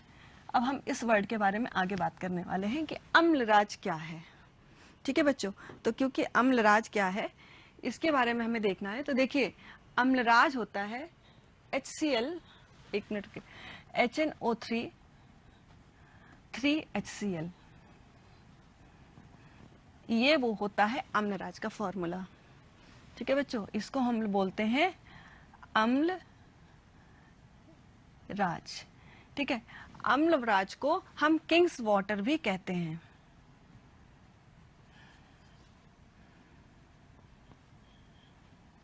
इसको हम बोलते हैं किंग्स वाटर। अब देखिए जो किंग्स वाटर यानी कि शाही जल। अब हम अम्लराज को अम्लराज क्यों बोलते हैं बताइए, सोचिए इसका नाम अम्लराज क्यों पड़ा। किसी चीज के आगे नाम उसको अगर हम वरीयता दे रहे हैं, उसको हम प्रायोरिटी दे रहे हैं, इसका मतलब उसमें कुछ तो ऐसा होगा ना जो दूसरों से हटकर होगा। तो यानी जो दूसरे अम्ल होते हैं उससे इसकी कैपेसिटी काफी हद तक ज्यादा होती है। और यहाँ तक कि जो नोबल आपकी मेटल्स होते हैं, यानी जैसे कि सोना हुआ, प्लेटिनम हुआ, ये उसको भी गलाने की क्षमता रखता है कुछ मेटल्स को छोड़ के, जैसे कि आपका रोडियम हुआ, ओके। और इस तरह से कुछ को छोड़ के बाकी ये सोना होना सबको गला देता है। तो इसीलिए इसके आधार पर इसको नाम दिया गया अम्लराज। इसके अलावा इसको अल्केमिस्ट भी बोलते हैं, इसको दूसरा नाम है इसका, क्योंकि धातु गलाने की क्षमता रखता है, तो इसीलिए इसको हम अल्केमिस्ट भी कहते हैं। तो इस तरह से ये इसके उपयोग हैं। इसका उपयोग धातु को गलाने में करते हैं और धातुओं के शोधन में करते हैं। इसके अलावा और भी बहुत सारे इसके उपयोग होते हैं। तो देखिए इसका जो फॉर्मूला है वो HNO3 3HCl यानी कि नाइट्रिक हाइड्रोजन क्लोराइड, ठीक है। तो इस तरह से ये नाइट्रिक एसिड हाइड्रोजन हाइड्रोक्लोराइड है। तो ये फॉर्मूला होता है आपका अम्लराज का। तो ये आपने सीखा बच्चों आज कि अम्लराज क्या है और क्या इसके उपयोग है। तो देखिए अब हम बात करते हैं इसके सावधानियों की कि हमें क्या सावधानियां रखनी चाहिए। आपने अम्ल पढ़ लिया, क्षार पढ़ लिया, लवण पढ़ लिया, लेकिन जो अम्ल ऐसा जैसे मैंने आपको बताया था कि दुर्बल होता है, प्रबल होता है। तो देखिए दुर्बल अम्ल से तो हमें कोई दिक्कत नहीं, हम उसको खा सकते हैं और खाने के ही पदार्थों में पाया जाता है। जैसे मैंने आपको पहले बताया था, देखिए मैं आपको दिखा देती हूँ। जैसे ये मैंने आपको बताया था कि टमाटर में आपका सॉरी इसके पहले है, ये देखिए, हाँ, जैसे नींबू के रस में मैंने आपको बताया था कि साइट्रिक अम्ल पाया जाता है। तो साइट्रिक अम्ल अगर आप चाहें तो इसको तो हम नींबू खाते ही है, तो ये हमारे लिए हार्मफुल नहीं होता है। इसके अलावा देखिए संतरे के रस में भी है साइट्रिक अम्ल। इसके अलावा सिरका जो कि कई तरह का होता है। एप्पल विनेगर आपने सुना होगा, जामुन का भी होता है, गन्ने का होता है और कई तरह का आजकल तो सिंथेटिक भी बाजार में मौजूद है। तो ये अलग अलग तरह के हमारे पास अम्ल होते हैं जिनको हम खा सकते हैं। फिर यह है दही। अब दही जो है वो किससे बनता है? दूध से। तो इसमें कौन सा अम्ल होता है हमारा? लैक्टिक अम्ल। अब आपको पता भी होगा दही पता आप सभी के लिए कितना फायदेमंद होता है दही। तो दही में कौन सा पाया जाने वाला अम्ल है? ये आपको याद रखना चाहिए कि इसमें सबसे इंपॉर्टेंट है ये पाया जाने वाला अम्ल लैक्टिक अम्ल। फिर बारी आती है इमली और कच्चा आम। क्योंकि आम आप सभी को पता है कि पके आम की बात नहीं हो रही है यहाँ पर, क्योंकि जब आम पक जाएगा तो उसका स्वाद खट्टा नहीं रह जाएगा। और हम यहाँ बात किसी करें खट्टेपन की। तो देखिए जब बात खट्टेपन की है तो ये खट्टापन ही हम लेके चल रहे हैं। तो इसमें होता है ये टार्टेरिक अम्ल। तो यहाँ ये कच्चा आम, ये वर्ड इंपॉर्टेंट है, कच्चा, क्योंकि आम पक जाएगा तो वहां पे ये क्वालिटी नहीं रह जाएगी। तो इसलिए ये तो हो गया दुर्बल अम्ल। लेकिन जब प्रबल अम्ल, जैसे आजकल आप बच्चों देख रहे होंगे एसिड की काफी घटनाएं हो रही हैं, लड़कियों पे एसिड फेंक दिया जाता है, तो ये प्रबल अम्ल का वहां पर उपयोग किया जाता है, जो कि बहुत ही गलत है। तो आप सबको भी ये चीज पढ़नी है और साथ में सीखनी भी है कि चीजों का सदुपयोग किया जाए, दुरुपयोग नहीं। देखिए प्रबल अम्ल आपने देखा, तो इसको हम अगर यूज कर रहे हैं तो इसको बहुत ज्यादा सावधानी बरतने की जरूरत है, क्योंकि इससे छींटे जहां भी पड़ते हैं वहां पे जल जाता है, वहां बर्निंग होने लगती है। तो ये आपको बहुत ज्यादा समझने की जरूरत है कि अगर जल जाता है तो इमीडिएटली, किसी को भी अगर जलता है तो आपको वहां पानी डाल देना है। तो ज्यादा से ज्यादा बार बार पानी डालेंगे तो उसका धीरे धीरे वो प्रभाव खत्म हो जाएगा, उसको आराम मिल जाएगा।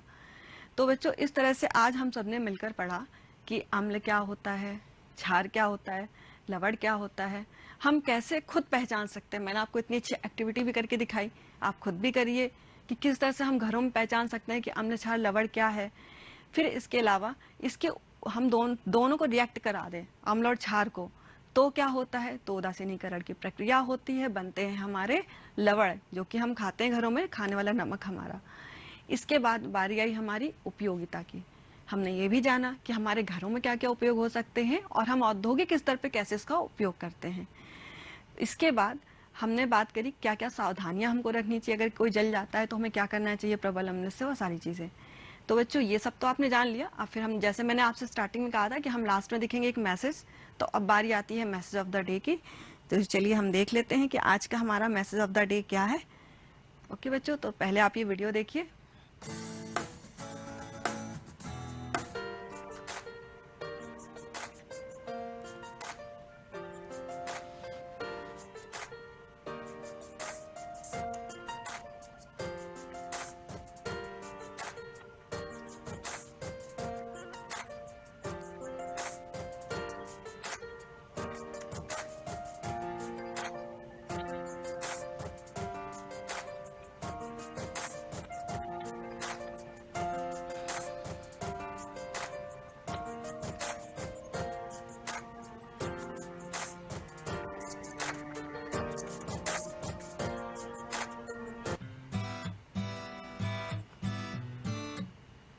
तो बच्चों जैसा आपने इस वीडियो में देखा कि एक बच्ची है और वो अपने घर पे अपने फादर से बहुत गंदे से पेरेंट्स से बात कर रही है, उनको तुम कह के बात कर रही है। उनके फादर ने समझाया भी कि बेटा कायदे से बात करिए, आपको बड़े लोगों को तुम करके नहीं बोलना चाहिए। तो उसने उल्टा क्या किया, बात अपनी मानने के लिए उल्टा उसने विरोध किया अपने फादर के, नहीं मैं तो ऐसे ही बात करूंगी। फिर क्या हुआ, घर में तो उसने बोल दिया, पेरेंट्स ने भी इग्नोर कर दिया, चलो ठीक है नहीं सुन रही। लेकिन बच्ची जब बाहर गई तो उसने वही लैंग्वेज यूज करी, तो क्या हुआ, जो उससे साथ में खेलने वाला बच्चा था उसने मना कर दिया। उसने सीधे एक शब्द कहा कि तुम गंदी बच्ची हो, मैं तुम्हारे साथ, आप गंदे बच्चे हो, मैं आपके साथ नहीं खेलूंगा। तो क्या हुआ, अब उस बच्चे को बहुत बुरा लगा। अब वो घर में आई अपने फादर से, उसने यही बात कही कि मुझे रोहन खिला नहीं रहा, उसने कहा कि मैं गंदी बच्ची हूँ। तो इससे आपने क्या सीखा कि हमको हमेशा आप शब्द का प्रयोग करना चाहिए। यही हमारा आज का मैसेज ऑफ द डे है कि आप शब्द का प्रयोग करें। आपको तुम की जगह पर आप शब्द का प्रयोग करना है, क्योंकि जैसा हम बोलेंगे वैसे ही हमसे हमारे छोटे बच्चे, घर के भाई बहन भी वही चीजें सीखेंगे। दूसरी बात, हम जैसी रिस्पेक्ट, जैसा सम्मान अपने लिए चाहते हैं, हमको दूसरों को भी वही सम्मान देना होगा। आपको भी जरूरत है सीखने की कि आप दूसरों को वही सम्मान दे सकें। जब आप दूसरों को देंगे तभी आप उम्मीद करेंगे कि दूसरे आपको दें। आप घर में जो चीज सबको तुम करके बोल रहे हैं, उसकी जगह पे अगर आप करके बोलेंगे तो आपको वो डिफरेंस दिखेगा। आप खुद सोचिए, अगर आपसे तुम करके मैं बात करूं, वो सुनने में आपको ज्यादा अच्छा लग रहा है, या मैं आप करके बात कर रही हूँ, वो आपको सुनने में ज्यादा अच्छा लग रहा है। तो कभी भी अच्छे वर्ड किसी को भी सुनने में बहुत अच्छे लगते हैं। देखिए, ये सब होता है वर्ड्स का मैजिक। हमारे शब्दों में एक जादू होता है, आपको वही क्रिएट करना है, अपने शब्दों में एक मैजिक लाना है। ऐसा बोलना है कि सामने वाला आपकी बात को सुनना चाहे, और ये तभी संभव है जब हमारी बातों में रिस्पेक्ट होगा। तो इसी के साथ बच्चों, हम आज की क्लास अब हम लेते हैं अलविदा, और मिलते हैं अपनी अगली क्लास में एक नए टॉपिक के साथ।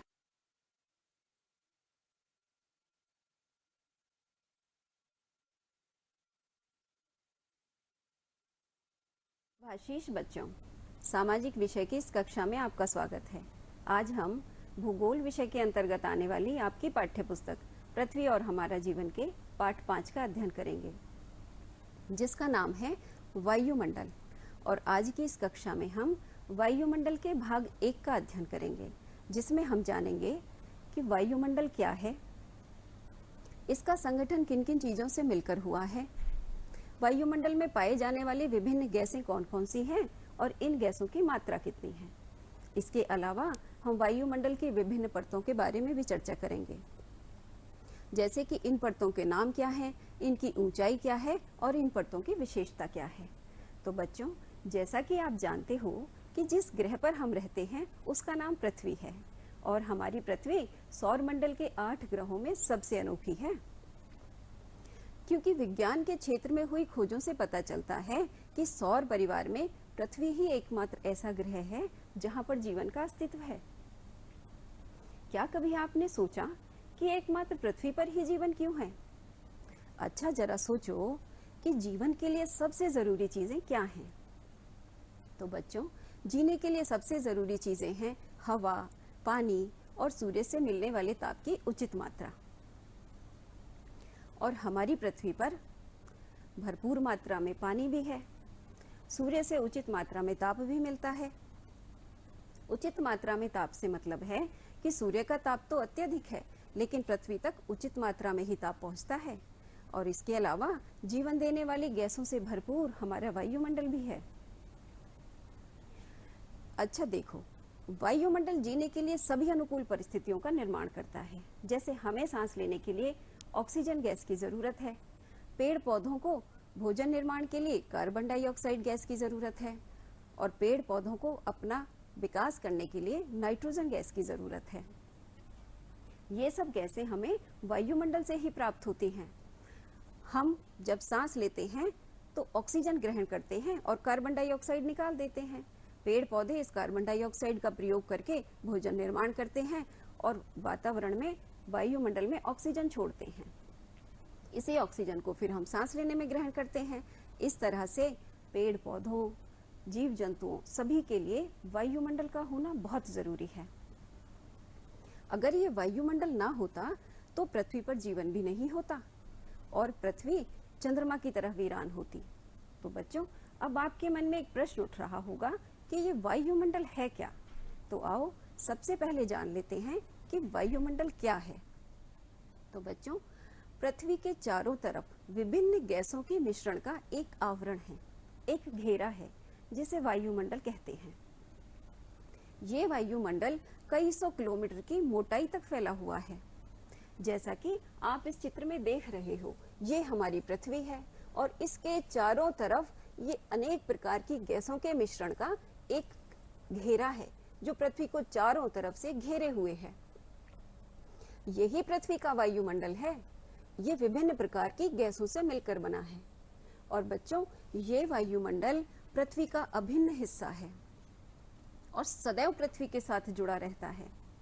अब आपके मन में एक प्रश्न उठेगा कि वायुमंडल तो गैसों से बना है, फिर यह और गैसें तो बहुत चलायमान होती हैं, फिर वायुमंडल पृथ्वी के साथ कैसे जुड़ा हुआ है, कैसे इसके ऊपर टिका हुआ है? तो बच्चों पृथ्वी के अंदर गुरुत्वाकर्षण शक्ति होती है जो प्रत्येक चीज को अपनी ओर आकर्षित करती है और वायु विभिन्न प्रकार की गैसों के अणुओं से बनी है। तो पृथ्वी की गुरुत्वाकर्षण शक्ति वायु के इन अणुओं को, वायु की इन गैसों को अपनी ओर आकर्षित करती है, जिसके कारण वायुमंडल सदैव पृथ्वी के साथ टिका रहता है। तो अब आप समझ गए होंगे कि वायुमंडल पृथ्वी के साथ कैसे टिका है, क्योंकि पृथ्वी की गुरुत्वाकर्षण शक्ति वायुमंडल को पृथ्वी के साथ टिका कर रखती है। और अब हम देखते हैं कि वायुमंडल का संगठन क्या है, यानी वायुमंडल किन किन चीजों से मिलकर बना है। तो बच्चों सामान्य रूप से वायुमंडल में विभिन्न प्रकार की गैसें पाई जाती हैं, लेकिन गैसों के अलावा वायुमंडल में जलवाष्प और धूल के कण भी पाए जाते हैं। तो इस तरह से वायुमंडल के 3 संघटक हैं, गैसें, जलवाष्प और धूल के कण। अब हम वायुमंडल के इन तीनों संघटकों के बारे में बारी बारी से चर्चा करेंगे। तो सबसे पहले वायुमंडल की गैसें, यानी वायुमंडल में कौन कौन सी गैसें पाई जाती हैं। तो बच्चों जैसा कि अभी आपने जाना कि वायुमंडल विभिन्न प्रकार की गैसों का मिश्रण है और ये गैसें हैं nitrogen, oxygen, argon, carbon dioxide, neon, helium, hydrogen और ओजोन।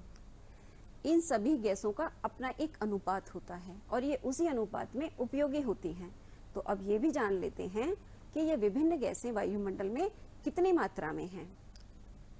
तो बच्चों वायुमंडल में का 99% भाग 2 प्रमुख गैसों से मिलकर बना है। इसमें 78% मात्रा नाइट्रोजन गैस की है और 21% मात्रा ऑक्सीजन गैस की है। इस तरह 99% भाग में ये 2 प्रमुख गैसें नाइट्रोजन और ऑक्सीजन पाई जाती हैं। शेष 1% भाग में अन्य गैसें हैं, जैसे organ, carbon dioxide, neon, helium, hydrogen, ozone. और बच्चों अब हमने ये जान लिया कि इसमें कौन कौन सी गैसें और कितनी मात्रा में पाई जाती हैं। अब हम वायुमंडल में पाई जाने वाली इन गैसों की उपयोगिता और इनकी विशेषताओं के बारे में संक्षिप्त में चर्चा करेंगे। तो सबसे पहले नाइट्रोजन। नाइट्रोजन वायुमंडल में सर्वाधिक मात्रा में पाई जाने वाली गैस है। इसकी मात्रा 78% है। और बच्चों नाइट्रोजन गैस पेड़ पौधों के विकास में सहायक होती है, लेकिन पेड़ पौधे नाइट्रोजन को वातावरण से सीधे रूप में ग्रहण नहीं करते, अपितु मिट्टी और पौधों में पाए जाने वाले बैक्टीरिया के द्वारा लेते हैं। देखो दलहनी फसलों में, दलहनी यानी दालों वाली फसलों में कुछ बैक्टीरिया पाए जाते हैं जो वायुमंडल की नाइट्रोजन को नाइट्रेट में बदल देते हैं। ये नाइट्रेट मिट्टी में जाती है और पेड़ पौधे मिट्टी से इस नाइट्रेट को ग्रहण कर लेते हैं और इससे पेड़ पौधों का विकास होता है। तो इस तरह नाइट्रोजन पेड़ पौधों के विकास के लिए आवश्यक होती है। इसके अलावा नाइट्रोजन गैस की एक और विशेषता है, वो ये कि नाइट्रोजन गैस की अधिक मात्रा आग लगने की संभावना को कम करती है, यानी नाइट्रोजन गैस आग को नियंत्रित करती है। अब हम देखते हैं वायुमंडल की दूसरी गैस, जिसका नाम है ऑक्सीजन। इसकी क्या विशेषता और क्या उपयोगिता है? तो बच्चों यह वायुमंडल में पाई जाने वाली दूसरी सर्वाधिक गैस है। इसकी मात्रा वायुमंडल में 21% है। और जैसा कि आप जानते हैं कि ऑक्सीजन गैस सांस लेने के लिए जरूरी है। हम ऑक्सीजन को सांस में ग्रहण करते हैं, तभी हम जीवित रह पाते हैं। तो वायुमंडल में ये गैस सभी जीव जंतुओं के लिए अनिवार्य होती है, क्योंकि ये श्वसन क्रिया में काम आती है, इसलिए इसको प्राण वायु भी बोला जाता है। और बच्चों पेड़ पौधों से हमें ये प्राणवायु, ये ऑक्सीजन प्राप्त होती है। पेड़ पौधे वायुमंडल में भरपूर मात्रा में ऑक्सीजन छोड़ते हैं, इसलिए जितने अधिक पेड़ पौधे होंगे उतनी ही अधिक ऑक्सीजन की मात्रा वायुमंडल में बनी रहेगी। इसके अलावा ऑक्सीजन का एक और गुण है, वो ये कि किसी भी पदार्थ के जलने के लिए ऑक्सीजन की उपस्थिति होना अनिवार्य होता है। यानी कोई भी चीज तभी जल सकती है जब वातावरण में ऑक्सीजन उपस्थित हो। इसके लिए आप एक छोटा सा प्रयोग भी करके देख सकते हैं। आप एक जलती हुई मोमबत्ती लें और उसके ऊपर कांच का ग्लास उल्टा करके रख दें। थोड़ी देर इसका अवलोकन कीजिए। जब मोमबत्ती ग्लास के अंदर की ऑक्सीजन का उपयोग कर लेगी और ग्लास के अंदर ऑक्सीजन समाप्त हो जाएगी तो मोमबत्ती स्वतः ही बुझ जाएगी। इससे आपको पता चलेगा कि किसी भी चीज के जलने के लिए वातावरण में ऑक्सीजन का होना अनिवार्य है। अच्छा बच्चों, एक कल्पना करो कि यदि वातावरण में ऑक्सीजन की मात्रा अधिक होती और नाइट्रोजन की कम होती तो सोचो कि क्या होता। तब तो बच्चों आग बहुत ज्यादा लगा करती और आग को नियंत्रित करना कठिन हो जाता, क्योंकि ऑक्सीजन तो जलने वाली गैस है और नाइट्रोजन आग को नियंत्रित करने वाली गैस है। नाइट्रोजन से आग लगने की संभावना कम होती है। तो अगर यह अनुपात बिगड़ जाता तो बहुत मुश्किल होती। और सोचो कि यदि वायुमंडल में ऑक्सीजन होती ही नहीं तो क्या होता। तब तो बच्चों पृथ्वी पर जीवन भी नहीं होता, क्योंकि हमें जीवित रहने के लिए सांस लेना जरूरी है और सांस लेने के लिए वायुमंडल में ऑक्सीजन का होना जरूरी है। ऑक्सीजन हमारे जीवन की बुनियादी जरूरतों में से एक है, तभी तो इसको प्राणवायु कहा जाता है। ऑक्सीजन की उपस्थिति में तो जीवन ही असंभव है, इसलिए वायुमंडल में ऑक्सीजन का भी होना अत्यंत आवश्यक है। अब हम बात करते हैं वायुमंडल की तीसरी गैस, जिसका नाम है कार्बन डाइऑक्साइड गैस। बच्चों, कार्बन डाइऑक्साइड गैस को हम एक नकारात्मक दृष्टिकोण से देखते हैं, लेकिन एक सही अनुपात में वायुमंडल में इसका होना आवश्यक है, क्योंकि ये भी एक महत्वपूर्ण गैस है। क्योंकि पेड़ पौधों को अपना भोजन निर्माण करने के लिए कार्बन डाइऑक्साइड की जरूरत होती है, और जब पेड़ पौधे अपना भोजन निर्माण करते हैं तब वो हमें ऑक्सीजन प्रदान करते हैं, तभी तो हम सांस ले पाते हैं। इसलिए कार्बन डाइऑक्साइड का होना भी जरूरी है। इसके अलावा कार्बन डाइऑक्साइड गैस आग बुझाने में सहायक होती है।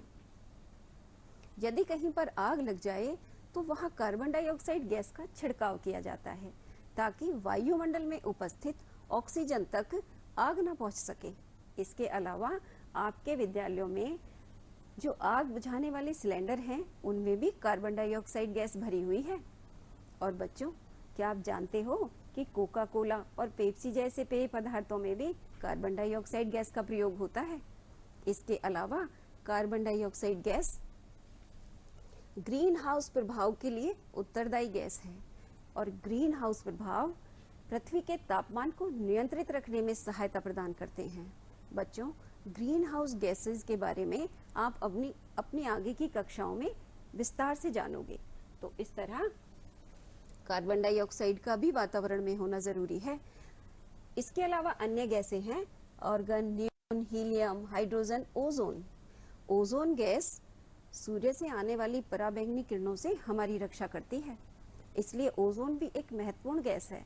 और बच्चों, आसमान में उड़ते हुए रंग बिरंगे गुब्बारे तो आपने जरूर देखे होंगे। क्या कभी आपने सोचा कि ये गुब्बारे आसमान में क्यों उड़ते हैं? क्योंकि इनमें हीलियम गैस भरी होती है। हीलियम एक बहुत ही हल्की गैस होती है। जब इसको गुब्बारों में भर दिया जाता है तो हल्के होने के कारण गुब्बारे भी ऊपर उड़ने लगते हैं। तो बच्चों, ये तो हुई वायुमंडल की गैस। अब हम जानते हैं कि गैसों के अलावा वायुमंडल के अगले संघटन कौन कौन से थे। ये है जल वाष्प। वायुमंडल में उपस्थित जल के गैसीय रूप को जल वाष्प कहते हैं। ये जल वाष्प वायुमंडल में नमी बनाकर रखती है। अब आपके मन में प्रश्न उठ रहा होगा कि वायुमंडल में जल वाष्प आती कहां से है? तो बच्चों, ये आती है वाष्पीकरण और वाष्पोत्सर्जन की क्रिया से। देखो, पृथ्वी पर अनेक स्थानों पर जैसे समुद्र, नदी, तालाब, झील आदि में पानी भरा रहता है, और जब सूर्य की ऊष्मा इस पानी पर पड़ती है तो ये पानी भाप बनकर उड़ता है और जल वाष्प के रूप में वायुमंडल में आ जाता है। इसके अलावा पेड़ पौधे मिट्टी से जल अवशोषित करते हैं उस जल का बहुत कम हिस्सा वो अपने लिए प्रयोग करते हैं। जल की अतिरिक्त मात्रा पेड़ पौधों की पत्तियों के द्वारा भाप बनकर बाहर निकल जाती है और वायुमंडल में आ जाती है। तो इस तरह वायुमंडल में जलवाष्प होती है। और बच्चों, जल वाष्प की मात्रा हर स्थान पर एक समान नहीं होती। ये भूमध्य रेखा पर अधिक और ध्रुवों पर कम होती है। अब आप सोचोगे कि भूमध्य रेखा पर कम अधिक क्यों होती है, ध्रुवों पर कम क्यों होती है? तो बच्चों, भूमध्य रेखा पर अधिक इसलिए होती है क्योंकि भूमध्य रेखा पर गर्मी और नमी वाला मौसम होता है, गर्मी और नमी वाली जलवायु होती है। इसलिए वहां पर इन क्षेत्रों में जलवाष्प की मात्रा अधिक पाई जाती है, जबकि ध्रुवों पर तापमान कम होता है, ठंड अधिक होती है, मौसम शुष्क होता है, इसलिए वहां पर जलवाष्प की मात्रा कम होती है। और बच्चों, जलवाष्प हमें वातावरण में स्पष्ट रूप से तो दिखाई नहीं देती, लेकिन आपने देखा होगा कि सुबह सुबह पेड़ पौधों की पत्तियों पर, घासों में ओस जमी दिखाई देती है। ये जलवाष्प का ही कारण होती है। इस तरह हिमपात यानी बर्फ पड़ना, पाला पड़ना, ओस पड़ना आदि जलवाष्प का ही परिणाम होते हैं। और अब है वायुमंडल का अगला संघटक, जिसका नाम है धूल कण। बच्चों, गैस और जलवाष्प के अलावा वायुमंडल में धूल कणों का भी महत्वपूर्ण स्थान है। ये धूल के कण मौसम और जलवायु को प्रभावित करते हैं। धूल के कण भी हमें स्पष्ट रूप में, अधिकांशतः स्पष्ट रूप में नहीं दिखाई देते, लेकिन आपने देखा होगा कि जब कमरे की खिड़की और दरवाजों से सूर्य का प्रकाश अंदर आता है तो सूर्य की किरणों के इस प्रकाश में हमें धूल के छोटे छोटे कण तैरते हुए दिखाई देते हैं। इससे हमें पता चलता है कि वायुमंडल में धूल कण भी होते हैं। ये धूल के कण वायुमंडल की नमी को ग्रहण कर लेते हैं। इस तरह वायुमंडल में उपस्थित जलवाष्प को ये अपनी ओर आकर्षित करते हैं, जिससे जल बूंदों का निर्माण होता है। इस तरह धूल कण वर्षा के लिए अनुकूल दशाएं पैदा करते हैं। और बच्चों, बादल, वर्षा, कोहरा इन्हीं धूल कणों के कारण होता है, क्योंकि ये वायुमंडल की जलवाष्प को अपनी तरफ आकर्षित करते हैं, तब जल बूंदों का निर्माण होता है। तो बच्चों, ये थे वायुमंडल के संघटक, गैस, जलवाष्प और धूल कण। लेकिन यहाँ एक महत्वपूर्ण तथ्य है कि वायुमंडल के इन संघटकों की मात्रा सदैव एक समान और स्थिर नहीं होती, अपितु समय और मौसम के अनुसार ये बदलती रहती है, घटती बढ़ती रहती है। देखो, बरसात के मौसम में वायुमंडल में जलवाष्प की मात्रा अधिक होती है। आपने देखा होगा कि बारिश के मौसम में कपड़े देर से सूखते हैं, क्योंकि पहले से ही वायुमंडल में जलवाष्प अधिक होती है। इसके अलावा जब गर्मी के मौसम में धूल भरी आंधियां चलती हैं, गर्म हवाएं चलती हैं, तो वायुमंडल में धूल कणों की मात्रा बढ़ जाती है। इसी प्रकार से समुद्र तटीय क्षेत्रों में, समुद्र के किनारे वाले क्षेत्रों में नमी अधिक होती है, तो वहां पर जलवाष्प अधिक होती है। लेकिन रेगिस्तानी क्षेत्रों में धूल के कण अधिक पाए जाते हैं। और जलवाष्प और धूल के कण के अलावा वायुमंडल में गैसों की मात्रा भी घटती बढ़ती रहती है। जैसे जहां पर जनसंख्या अधिक होती है, गाड़ियां और फैक्ट्रियां अधिक होती हैं, तो गाड़ियों और फैक्ट्रियों से निकलने वाले धुएं के कारण वायुमंडल प्रदूषित होता है और वायुमंडल में कार्बन डाइऑक्साइड तथा अन्य हानिकारक गैसों की मात्रा बढ़ जाती है। लेकिन इसके विपरीत जहां पर हरियाली होती है, पेड़ पौधे अधिक होते हैं, वहां पर वायुमंडल में ऑक्सीजन की मात्रा अधिक होती है। अतः वायुमंडल का संगठन समय और स्थान के अनुसार घटता बढ़ता रहता है। तो बच्चों, ये बात तो हुई वायुमंडल के संगठन के बारे में कि इसमें अनेक प्रकार की गैसें हैं, जलवाष्प है और धूल के कण भी हैं। अब हम पढ़ेंगे कि वायुमंडल की परतें कौन कौन सी हैं। बच्चों, जैसा कि आप जान चुके हो कि वायुमंडल पृथ्वी के चारों तरफ विभिन्न गैसों के मिश्रण का एक आवरण है, जो पृथ्वी को चारों तरफ से घेरे हुए है। और पृथ्वी की गुरुत्वाकर्षण शक्ति वायुमंडल की इन गैसों को अपनी ओर आकर्षित करती है। इसीलिए वायुमंडल के निचले स्तरों पर भारी गैसें पाई जाती हैं और जैसे जैसे वायुमंडल में ऊंचाई की तरफ जाते हैं तो गैसें हल्की पाई जाती हैं। इस तरह से वायुमंडल को उसके गैसीय गुणों के आधार पर, तापमान के आधार पर और वायु के घनेपन के आधार पर 5 परतों में विभाजित किया जाता है। ये परतें पृथ्वी के धरातल की तरफ से शुरू होती हैं। तो बच्चों, वायुमंडल की ये 5 परतें हैं। सबसे पहले शोभ मंडल, दूसरी समताप मंडल और तीसरी मध्य मंडल। क्योंकि ये इसकी 5 परतों में बीच की परत है, इसलिए इसका नाम मध्य मंडल है। चौथी है आयन मंडल और 5वीं है बाह्य मंडल। तो बच्चों, शोभ मंडल पृथ्वी के धरातल के पास सबसे पहली वाली परत होती है। अब हम इन परतों के बारे में थोड़ा विस्तार से जानेंगे। तो सबसे पहले शोभ मंडल। बच्चों, ये पृथ्वी के धरातल के समीप वाली परत होती है। ये वायुमंडल की सबसे निचली परत है। ये वायुमंडल का सबसे घना भाग भी होती है। इसके अलावा ये पृथ्वी से सटी हुई परत है और इस परत में विशेषता ये है कि इसकी औसत ऊंचाई तो लगभग 15 किलोमीटर तक होती है, लेकिन भूमध्य रेखा पर इसकी ऊंचाई 18 किलोमीटर है और ध्रुवों पर इसकी ऊंचाई केवल 8 किलोमीटर है। अब आपके मन में संशय उठेगा कि इसकी ऊंचाई में ये अंतर क्यों है, कि ये भूमध्य रेखा पर ज्यादा ऊंची क्यों है और ध्रुवों पर कम ऊंची क्यों है। तो बच्चों, क्योंकि भूमध्य रेखा पर मौसम गर्म होता है, तापमान अधिक होता है। तापमान अधिक होने के कारण भूमध्य रेखा के क्षेत्र की जो हवा होती है वो गर्म और हल्की होकर ऊपर उठ जाती है। इसलिए भूमध्य रेखा पर शोभ मंडल की ऊंचाई अधिक पाई जाती है। इसके विपरीत ध्रुवों पर मौसम ठंडा होता है और वहां की हवा गर्म होकर ऊपर नहीं उठती, इसलिए ध्रुवों पर इसकी ऊंचाई केवल 8 किलोमीटर तक होती है। इसके अलावा धरातल से ऊपर की तरफ जाने पर शोभ मंडल में प्रति 1 किलोमीटर की ऊंचाई पर 6.5 डिग्री सेल्सियस के दर से तापमान कम होता चला जाता है। मतलब जैसे ही हम धरातल से ऊपर की तरफ जाएंगे तो तापमान घटता चला जाएगा। शोभ मंडल में तापमान में परिवर्तन आता है। बच्चों, ऊंचाई की तरफ जाने पर प्रति 1 किलोमीटर पर 6.5 डिग्री सेल्सियस की दर से तापमान में परिवर्तन होता है, इसीलिए इसको परिवर्तन मंडल भी कहा जाता है। और बच्चों, मौसम संबंधी घटनाएं तो आपने खूब देखी होंगी, जैसे बादलों का छाना, आंधी तूफान का आना, बिजली गरजना, बिजली चमकना और बादल गरजना। ये सारी मौसम संबंधी घटनाएं शोभ मंडल में ही होती हैं। इस तरह से ये शोभ मंडल पृथ्वी पर रहने वाले सभी जीवधारियों के लिए बहुत महत्वपूर्ण है। और अब हम देखते हैं वायुमंडल की दूसरी परत, जिसका नाम है समताप मंडल। तो बच्चों, समताप मंडल, जहां शोभ मंडल समाप्त होता है उससे ऊपर समताप मंडल होता है। इस समताप मंडल की ऊंचाई वायुमंडल में 50 किलोमीटर तक होती है।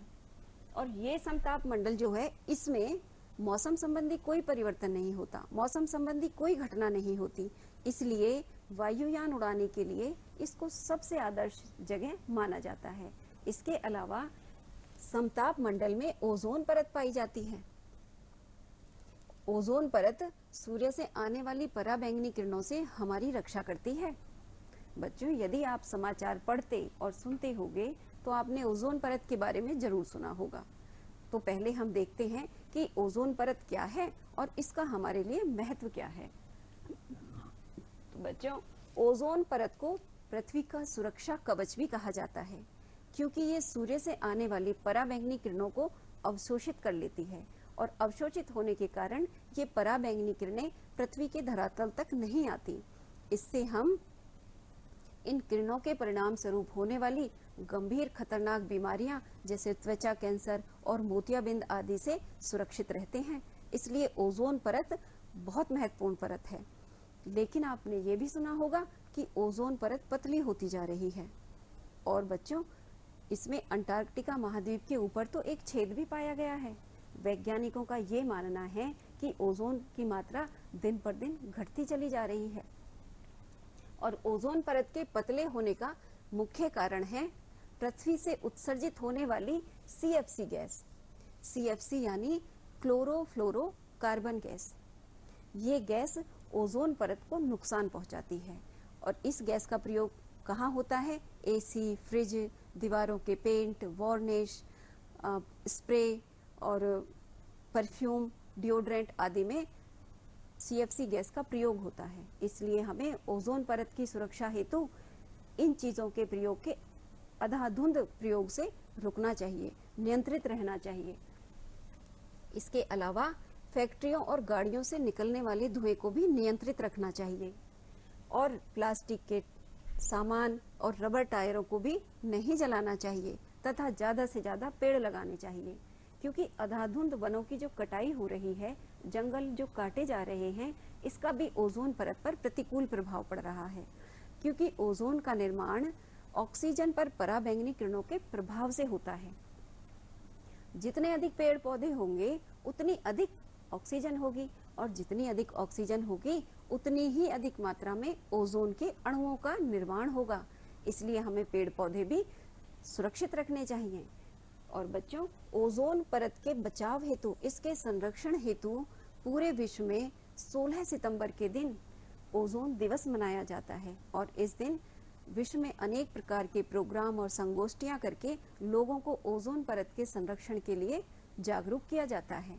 तो अब आपकी समझ में आ गया होगा कि ओजोन परत हमारे लिए कितनी महत्वपूर्ण है। और ये वायुमंडल की दूसरी परत समताप मंडल में स्थित है। अब हम बात करेंगे वायुमंडल की तीसरी परत, जिसका नाम है मध्य मंडल। ये इसकी 5 परतों में बीच की परत है, इसलिए इसको मध्य मंडल नाम दिया गया है। मध्य मंडल की ऊंचाई समताप मंडल से ऊपर मध्य मंडल है, इसकी ऊंचाई समताप मंडल से ऊपर लगभग 80 किलोमीटर तक है। और ये वायुमंडल की 5 परतों में सबसे ठंडी परत है। इसमें तापमान सबसे कम पाया जाता है। मध्य मंडल का तापमान लगभग -90 डिग्री सेल्सियस होता है। और बच्चों, मध्य मंडल में उल्कापात की घटना होती है।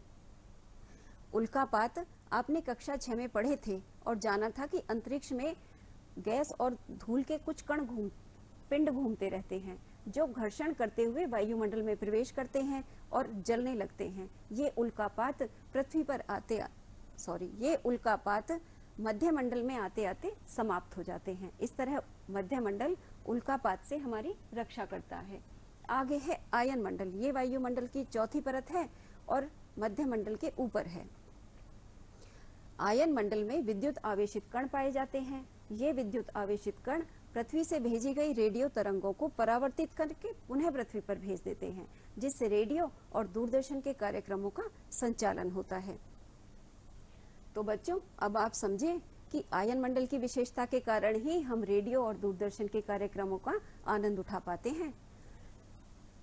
आगे है बाह्य मंडल। ये वायुमंडल की 5वीं और सबसे बाहरी परत है। इसकी ऊंचाई वायुमंडल में लगभग 400 किलोमीटर से ऊपर पाई जाती है। इसमें सबसे हल्की गैसें पाई जाती हैं। ये सबसे ऊपर है, इसलिए इसमें सबसे हल्की गैसें जैसे हीलियम और हाइड्रोजन आदि गैस पाई जाती हैं। और बच्चों, जितने भी कृत्रिम उपग्रह पृथ्वी से छोड़े जाते हैं वो बाह्य मंडल में ही स्थापित किए जाते हैं। ये कृत्रिम उपग्रह पृथ्वी पर संचार उपग्रह के रूप में कार्य करते हैं। ये हमें मौसम संबंधी सूचना देते हैं और वायुमंडल तथा अंतरिक्ष में होने वाली घटनाओं की जानकारी भी देते हैं। तो बच्चों, ये थी वायुमंडल की 5 परतें। सबसे पहली शोभ मंडल, समताप मंडल, मध्य मंडल, आयन मंडल और बाह्य मंडल। अब हम संक्षेप में दोहरा लेते हैं कि आज की कक्षा में हमने क्या क्या सीखा। तो बच्चों, आज हमने सीखा कि पृथ्वी के चारों तरफ विभिन्न गैसों के मिश्रण का एक आवरण है, जिसे वायुमंडल कहा जाता है। और वायुमंडल में विभिन्न प्रकार की गैसों के साथ साथ जलवाष्प तथा धूल के कण भी पाए जाते हैं। और वायुमंडल में पाई जाने वाली 2 मुख्य गैस हैं, नाइट्रोजन, जिसकी मात्रा इसमें 78% है, और दूसरी है ऑक्सीजन, जिसकी मात्रा वायुमंडल में 21% है। शेष 1% भाग में carbon, neon, organ, helium, hydrogen और ओजोन आदि गैसें पाई जाती हैं। इसके बाद हमने वायुमंडल की परतों के बारे में जाना कि वायुमंडल को उसके गैसीय गुणों के आधार पर 5 परतों में बांटा जाता है और पृथ्वी के धरातल की तरफ से शुरू करने पर ये 5 परतें हैं शोभ मंडल, समताप मंडल, आप जानते हैं कि ओजोन परत समताप मंडल में स्थित है, मध्य मंडल जो उल्कापात की घटनाओं से हमारी रक्षा करता है, आयन मंडल जो विद्युत आवेशित कणों को परावर्तित करके पृथ्वी पर भेजता है और रेडियो दूरदर्शन के कार्यक्रम के संचालन में सहायक होता है, और उसके बाद है बाह्य मंडल। उसके बाद हमने ओजोन परत के महत्व और उसकी विशेषताओं को भी जाना। और बच्चों, अब आप अपनी पाठ्य पुस्तक में इस पाठ को दोहराएंगे और दिए गए इस अभ्यास कार्य को करेंगे। आप वायुमंडल में पाई जाने वाली गैसों को उनके प्रतिशत के अनुसार दिखाते हुए एक चित्र बनाएंगे और उन गैसों के नाम भी लिखेंगे।